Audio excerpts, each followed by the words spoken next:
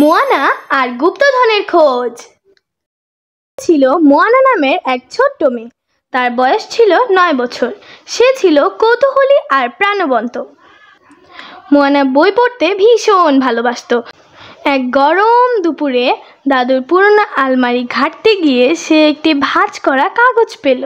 কাগজটি ছিল পুরনো, হলুদ রঙের আর প্রান্তগুলো ছিল ছেঁড়া। মোয়ানা সাবধানে সেটা খুলল। তার বিস্ময়ের শেষ রইল না।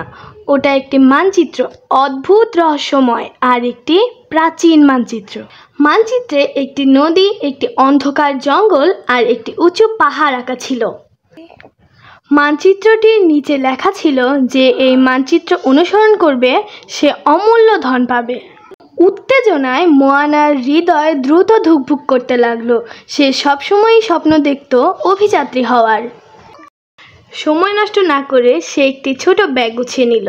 তাতে একটি পানির বোতল, বিস্কুট আর একটি টর্চ লাইট নিয়ে নিল। আবার মানচিত্রটা দেখে মোয়ানা বেরিয়ে পড়ল তার জীবনের প্রথম সত্যিকারের অভিযানে। খুব দ্রুতই সে নদীর কাছে পৌঁছালো। ওপারে যাওয়ার একমাত্র উপায় ছিল একটি ভাঙা পুরনো নৌকা।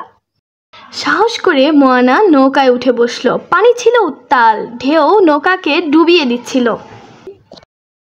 হঠাৎ এক বড় ঢেউ এসে প্রায় তাকে ফেলে দিচ্ছিল, কিন্তু সে দ্রুত রশিটা শক্ত করে ধরে ভারসাম্য রাখল। অনেক কষ্টের পর মোয়ানা অবশেষে নদীর ওপারে পৌঁছল। হঠাৎ একটি বানর গাছ থেকে লাফিয়ে নেমে এসে তার ব্যাগটা ছিনিয়ে নিয়ে গেল। মোয়ানা হেসে তাকে একটি বিস্কুট দিল। বানরটি খুশি হয়ে ব্যাগটা ফিরিয়ে দিল। উপহার হিসেবে বানরটা মোয়ানাকে জঙ্গল পার হওয়ার একটি চকচকে পাথর দিল। এবার সামনে এলো অন্ধকার জঙ্গল, চারিদিকে পাখির ডাক আর ঝিঝি পোকার অদ্ভুত শব্দ। মানচিত্রের পথ ধরে মোয়ানা পৌঁছালো পাহাড়ের গুহায়, কিন্তু প্রবেশদ্বারটা বিশাল পাথর দিয়ে বন্ধ ছিল।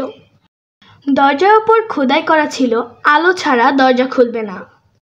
মোয়ানা দ্রুত টর্চ লাইট জ্বালালো। ধীরে ধীরে পাথরের দরজা খুলে গেল আর ভিতরে দেখা গেল ঝকমকে ধনের বাক্স। বাক্সটার পাশে একটি নোট ছিল। সত্যিকারের ধন হলো সাহস আর দয়া। অন্যের সঙ্গে ভাগ করলে তবেই এই ধন সত্যি তোমার হবে।